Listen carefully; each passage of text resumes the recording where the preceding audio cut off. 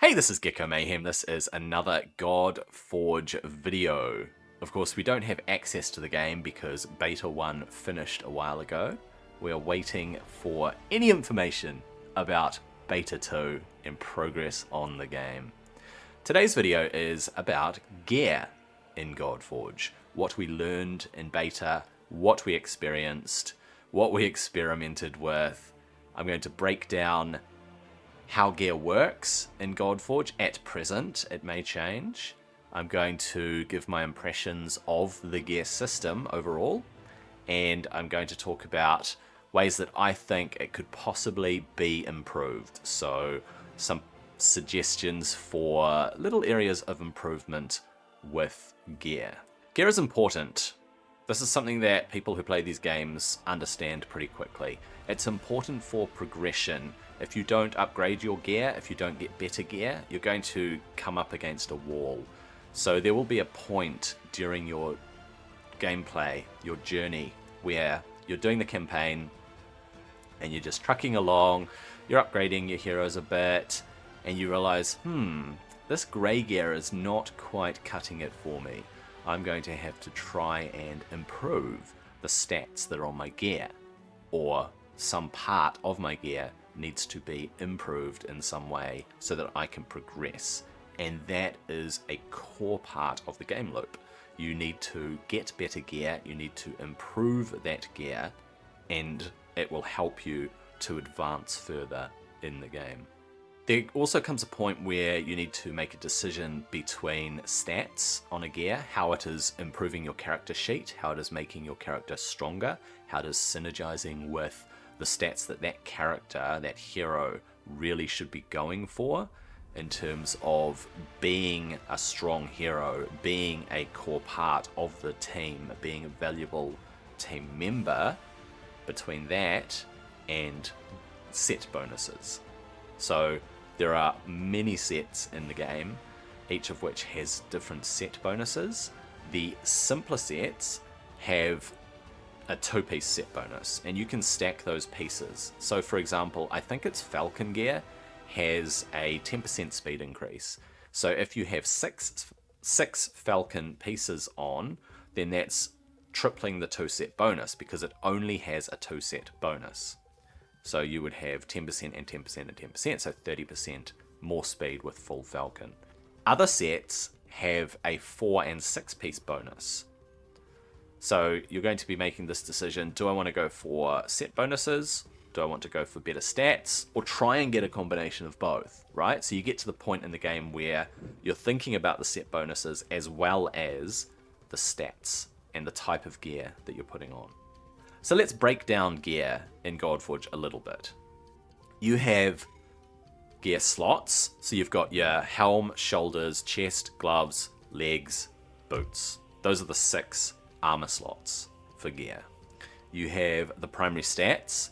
So each slot, as you can see on this graphic, each slot has different stats that it can roll. So when you get a gear item, whatever the slot is, it pulls from a pool of stats, and those primary stats are different for the different gear slots.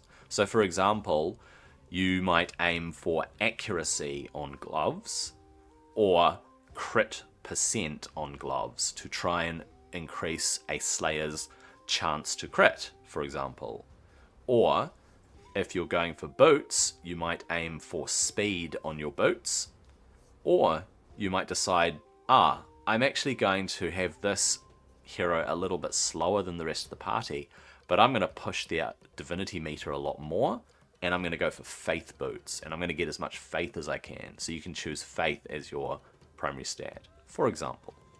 You've got the ranks of gear. So from ranks 1 through 5, designated by Roman numerals in the corner of the gear, and the rank determines the maximum amount of the primary stat as well as potentially better maximum secondary stat rolls.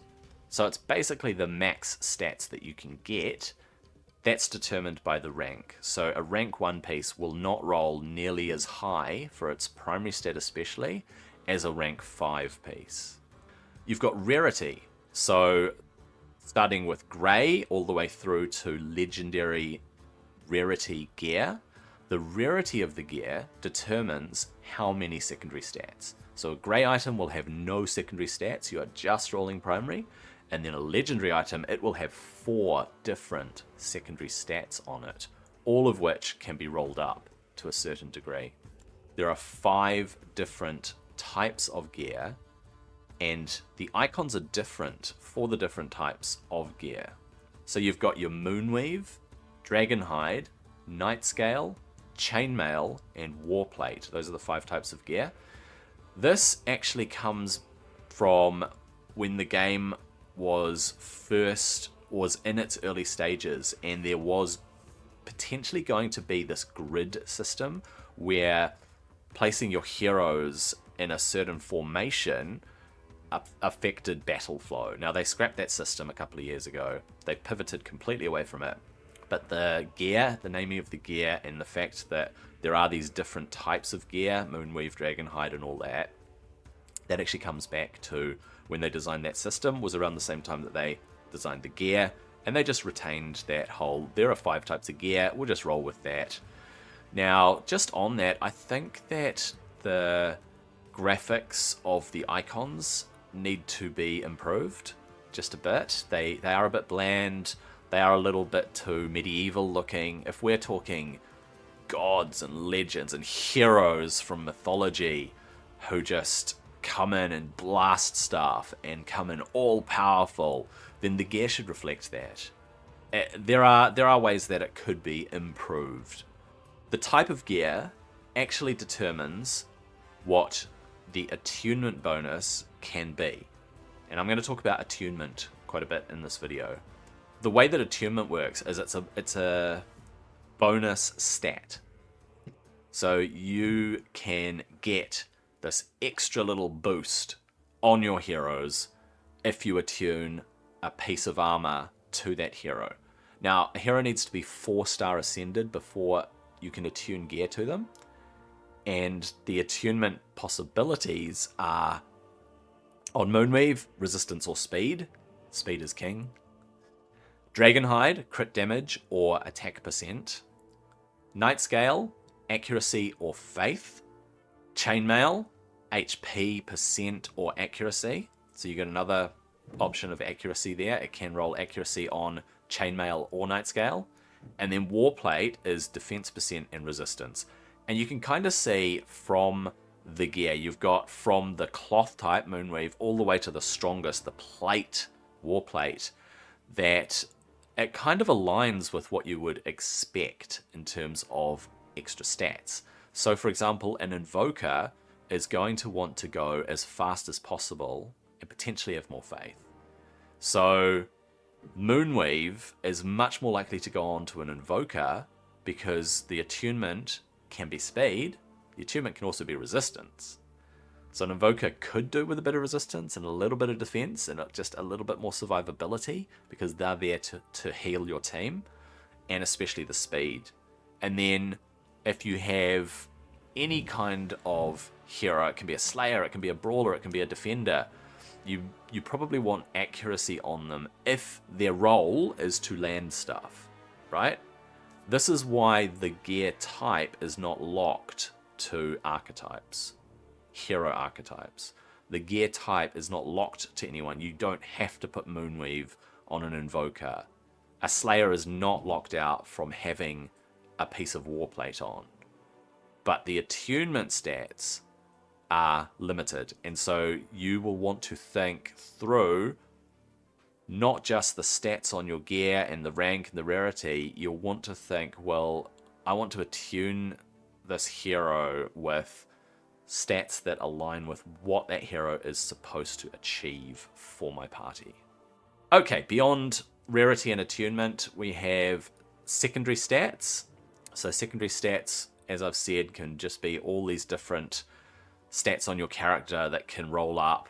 Depending on the rank of the gear, you get different amounts of secondary stats from none on grey gear to legendary gear that has 4 secondary stats on it. Talked about attunement, and then you've got sets and set bonuses, which I went into a little bit earlier when talking about the decision between stats and set bonuses, or a combination of both where the stars align and you've got these amazing stats on a piece of gear. You've got the right primary stat and you've got some great secondary stats, and you roll it up and it's maybe rank 3 or 4 and it's rolled nicely, and you've got this awesome attunement bonus on it, and beyond all that, it sits in a set that you really like. Some sets obviously a lot more niche than others. Other sets great for a lot of content, either PvE or PvP. Just in general, set bonuses can be really valuable and really strong. What I like about gear, it has depth. There is so much variation when you take into account rank and rarity and set bonuses and attunements and all of the stuff that encompasses gear, armor on heroes.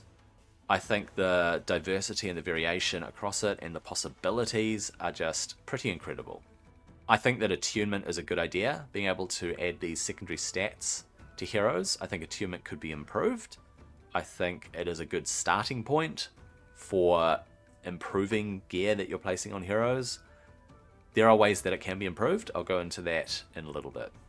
Gear is good because it also provides direction. So you want to go into the dungeons and kind of focus farm certain gear sets and certain pieces, or you might want to farm the campaign not just for gold and XP, but for certain simpler set pieces or specific gear slots, because the campaign gives you a lot more control over which gear slots you're actually going for. Getting a good piece of gear can be exciting, especially if it has just the right secondary stats on it and the perfect primary stats, an accuracy piece, and it has a bit of speed and a bit of defense. Whatever the case may be, whatever you're going for, if you get an item that is great, you're excited to roll it up and to see where those secondary stats actually land for that piece. However, at present, it feels like there are too many layers of RNG when it comes to gear. We've got the slot that it sits in, the primary stat. So even if you land the slot that can have a good primary stat, you've got to land a primary stat that you're going to use. The rank of the gear, the rarity, the secondary stats, the type of gear. So whether it's Moonweave or Nightscale or whatever, the attunement bonus, the little blue link that has the bonus, the set itself, and then good rolls on the gear after that. That's a lot of our layers of RNG. The game is designed for mega farming. To be able to get good pieces of gear that you want to put on heroes, or gear that is an upgrade for you wherever you're at in the game, mega farming is encouraged. You need to go either to the campaign to focus on specific pieces, or to the dungeons, which have a huge range of pieces. You can semi-target the sets, because different dungeons drop different set pieces, but it definitely involves a lot of dungeon farming to get enough gear to try and land on some good RNG. Attunement is a good idea, as I said, but it definitely creates some friction. So first of all, attunement requires 4-star ascension. That's not a problem. You need hurdles like this before you give upgrades and bonuses and extra power to heroes. Attunement is actually gear removal cost in disguise. I know the team has said that they weren't happy with other games in the genre having a gear removal cost, but essentially that's what gear attunement is. You're paying a cost to attune a piece of gear to a hero. If you remove that piece of armor from that hero, you lose what you paid to attune it, because it's no longer attuned. If you put it back on that hero, you have to pay the attunement cost again, and this can add up over time. Having a gear attunement cost, it limits experimentation, and experimentation should be encouraged. We should be encouraged in this game to try different things, to throw different gear sets on, to try different combinations of armor in various content, to try and conquer that content, to try different heroes with different gear on. And if we can't attune that gear, or if it becomes too expensive to just constantly move armor around just to check things out and try things out, then that becomes a little bit unfun. It also, aside from limiting experimentation, it discourages sharing. You are a little bit more hesitant to share pieces of armor between different heroes, especially if those heroes are a particular key to a lock, as we've talked about around the community. Being able to bring that hero in, sometimes you need to pull pieces of gear from other heroes to put on them. Sometimes it's one-to-one just to track. While there isn't a gear system of saving gear sets and saving them either to heroes or just in general, we have to one-to-one shift. Otherwise, you're going to have to keep a big spreadsheet of, oh, well, these shoulders were from this hero and this chest was from this hero. So at the moment, it is very cumbersome to shift gear around between heroes, and taking into account attunement, it actually becomes quite the expense overall, which players don't like. So all in all, I think the attunement system is good. It just feels a bit punishing.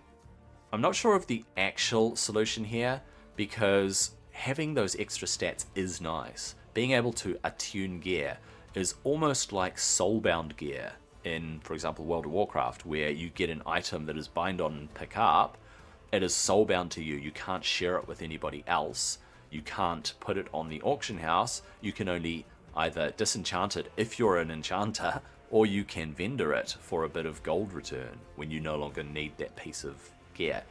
So this isn't as extreme as being soulbound, but it could definitely do with some tweaking to reduce the burden, make it a bit smoother. There are definitely solutions to this that players will be happy with.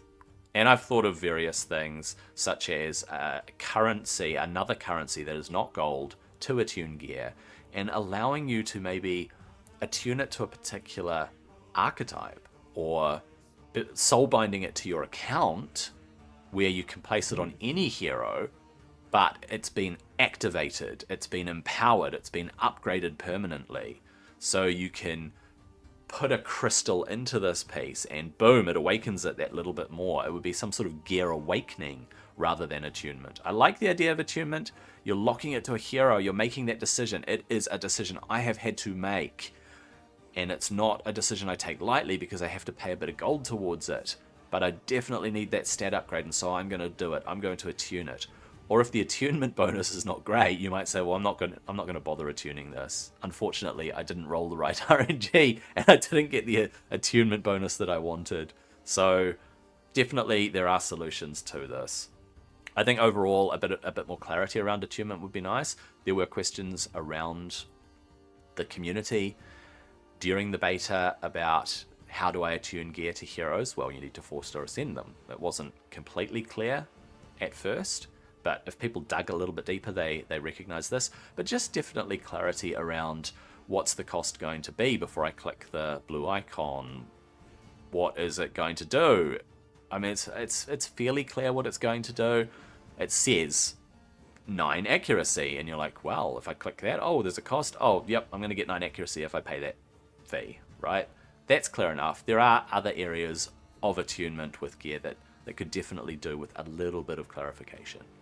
And finally, I think with attunement, there should be more encouragement to remove gear, to experiment, to play around, to swap things around. And when you're losing that attunement stat, that bonus stat, it doesn't feel great. So just having a system where it encourages gear removal, where it encourages building gear sets and putting them on this hero and then that hero and then that hero for different content. Otherwise, we're not going to play around with all the heroes and all the content and mixing and matching so much. Mixing and matching is great, and we want to be able to do it, and we want to enjoy doing it. So, gear improvement ideas. I've thought about how gear could be improved overall. Because as I said, there are just so many layers of RNG, from rank to rarity to substats to primary stats to attunement to set bonuses to not having targeted farming for dungeon gear. Not so much, not as much as it could be. So some improvement ideas. Targeted farming.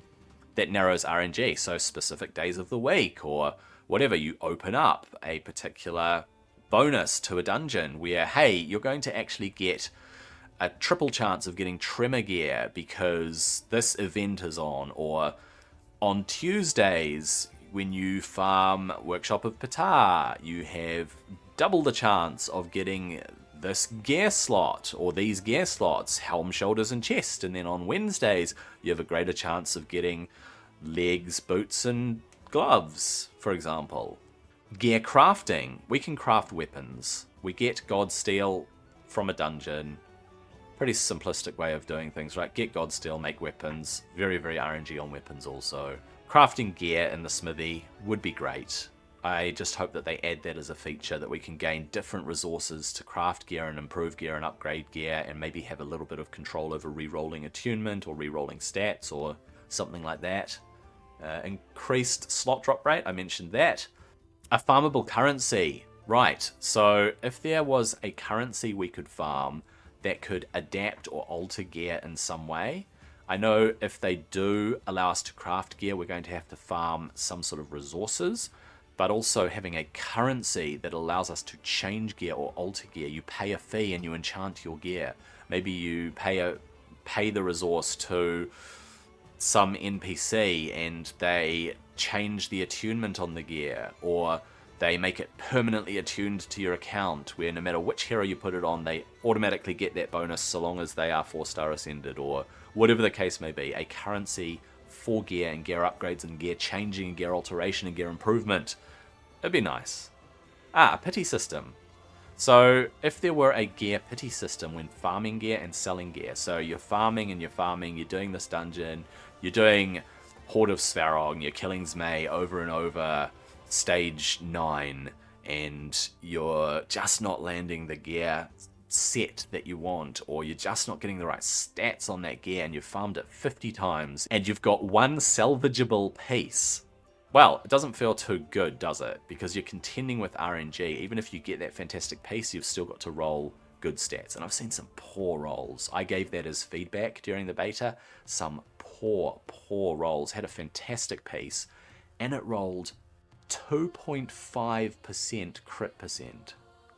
2.5% by level 16, I think it was. I'm pretty sure it was a level 16 item, so I'd fully upgraded it. That was something I didn't talk about. You've got the upgrade to 4, 8, 12, 16, these 4 points at which you get a little boost to the secondary stats. And it was this little tiny increment. Why do you even get a 0.5% on an item? And how can a fantastic looking level 16 piece have 2.5% on it? It just didn't feel great. So you are contending with the roll as well. And so a pity system for farming the gear and also for selling the gear. So you're selling it over and over and you're trying to get the Rivenite, polished Rivenite or raw Rivenite or whatever as you sell the gear, which is good. You're getting resources to be able to upgrade other items. You're selling all the junk gear or all the gear that doesn't roll well, and you're getting this resource that you use to upgrade gear. But some sort of pity system around that guarantees just that little bit of great RNG or that little bonus or that little bit of luck every now and then would not be too bad. The gear filter that they have in the game is actually quite reasonable. Now, I've talked about this a little bit before, but the gear filter could be improved. And the biggest improvement I see is when you're filtering out gear, especially if you've farmed heaps of pieces, is to not just click on a secondary stat and go, well, I want to see gear with speed and crit. And you go speed and all the speed gear comes up. You go crit, the speed gear stays there and all the crit gear appears. And you go, well, that's gear that has either speed or crit, not both. So having an and or in the filter, as I've said before, that is actually something that would be really handy. And I'm sure there are other ways that the filter could be improved, but it is a pretty strong filter overall. You can filter by gear sets, by primary stats, by secondary stats, by the rarity and the rank and all of that, it is a very solid filter. It could just do with a bit of tweaking, and I know the team is working on that, so that's really awesome. I think there are ways that they could reduce the pain points of upgrading. So, for example, an upgrade preview for the stat ranges. Say, for example, you've got an accuracy helm. Knowing what the cap on that accuracy helm is going to be when you roll it up to 16, and what the minimum and maximum are for the secondary stats, improve the minimum for one, but maybe a little bit of clarity or a preview that can show you, hey, if you upgrade this, it is going to go to this primary stat, and the secondary stats could go between this range, depending on which secondary stats are getting the biggest boost or which are getting the smallest boost. Because sometimes you upgrade a piece of gear and you've got 2 great secondary stats and 1 third secondary stat, and you're like, that's flat defense, I don't really want it to roll. And then you go roll it and defense goes way up and you're like, dang it didn't roll the right secondary stats. But yeah, just a preview of what's going to roll up, or what it is going to roll up to, or could roll up to, I think would be quite nice. Some form of reroll or reset. Now this would be fantastic if they added this. You've got a great piece, but that 9th level of RNG just didn't go in your favor. Being able to reroll some part of it, being able to change some part of it. I'm not asking for them to say, hey, change the gloves to a helm, or hey, change it from Moonweave to Warplate. That's not what I'm saying. I'm just saying some currency or resource that allows us to be able to re-roll the gear. So you take the gear to an expert NPC, and that NPC says, look, let's try Lady Luck one more time. You don't get control over what it re-rolls, but you can re-roll this particular part of this gear, or you can actually reset it back to level 4 and then try again. That would actually be quite cool. I just thought of that now. Let's say you have a piece of gear that you've leveled up to 16 and the stats haven't quite gone on that glowy blue line as much as you'd like that 2.5% crit piece that I got. Imagine being able to go, I'm going to spend a particular thing, or I'm going to take it to an expert NPC magician enchanter that's going to just decrease the level of my gear back to 0, or back to 4, or back to 8, or whatever the case may be. And then you get to re-roll it. So you spend the River Knight again to re-roll it, but you're just trying again. You're like, this piece is just too good to pass up if it rolls better. And if it doesn't roll great again, well, I guess you're going to either turn it into River Knight, or you're just going to use it as it is. But just extra re-rolls, little bits of reset. I think that would be a great idea. Stat upgrade protection for ranks 4 and 5. So rank 4 and 5 gear is the best gear that you can get. It's expensive to upgrade, especially beyond level 12. It's quite expensive to upgrade. So upgrade protection, I think this is talking about, when I wrote this note down, I think what I was talking about was you can lock a particular substat that on those higher ranked pieces of gear, you want to roll that little bit more. So let's say you've taken it to 8 and the accuracy substat which you wanted to go up, it increased, right? It increased a bit, not as much as you were hoping for, not max, but it increased a bit. And you go, well, I actually want it to keep increasing. I don't want it to just do this tiny little smidgen when I take it to 12 and then 16. You're basically being able to lock in a chosen substat to get a better boost. So nice idea, could be implemented well, should have a cost attached. You should have to use a resource or some sort of currency to do that, but I think that's not a bad idea. And then, as I said, with re-rolling and whatever, a secondary stat re-roll would actually be quite nice. So not just having the power to change an attunement, or not just having the power to change a gear item in some way. I'm not saying give it a new primary stat, although that would be great. Imagine if you had a flat defense chest piece and you were able to change it to, say, a faith chest piece. I can't remember what's on all the pieces of gear, but just for example, right? Or boots.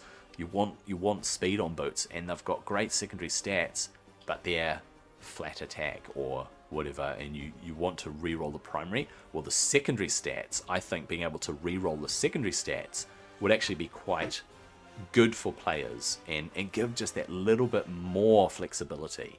It would be more complexity, it would be a little bit more RNG, but it would be more flexible for players, and it would give them the incentive to re-roll not quite good pieces to try and get things in their favor and make them slightly better.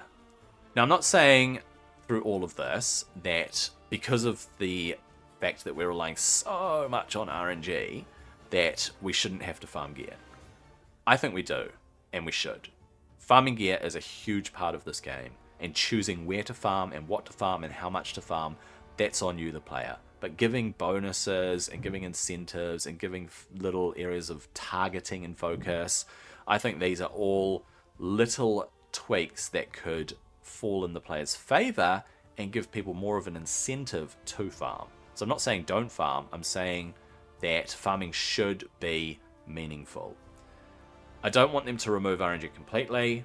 I don't want it to feel like a yawning pit. So you've got this spectrum, right? You can't see my arms because they're off the camera, but I'm, oh, I caught a fish this big. So I'm saying you don't want to just fall into this yawning pit and go RNG after RNG, and I'm just not getting anything, and I've farmed 100 pieces of gear and I just can't salvage much of it at all. I'm just ending up with a whole lot of Rivenite and I've tried to upgrade it. So you don't want that. But you also don't want to just be handed gear. You don't want to just be able to hop into the smithy and go craft, forge. Oh, I've just made myself 100 pieces of gear, turn most of it into Rivenite, but I didn't have to farm the dungeons. No, I think there needs to be farming, but incessant farming, endless farming, mega farming for how much RNG there is, how many layers of RNG. There is a limit to how much farming should be pushed upon players. Finally, I think that the gear system and acquiring gear can have a bit more depth to it to help players to get closer to their goal, just get a little bit closer to what they're aiming for. It's exciting when RNG falls in your favor. It's so good to get a piece, you sort through all the pieces that you've farmed and you go, wow, that legendary chest actually has some good substats on it, secondary stats. That could actually roll quite well. I'm gonna see what happens here. Ah, dang it, the attunement's not great on that, is it? But really, no, you do get excited about gear, especially when you get great pieces of gear. And part of the fun is rolling it up and seeing how it goes. Just having a little bit more depth to the system overall, I think would just encourage players that much more and provide a little bit more fun.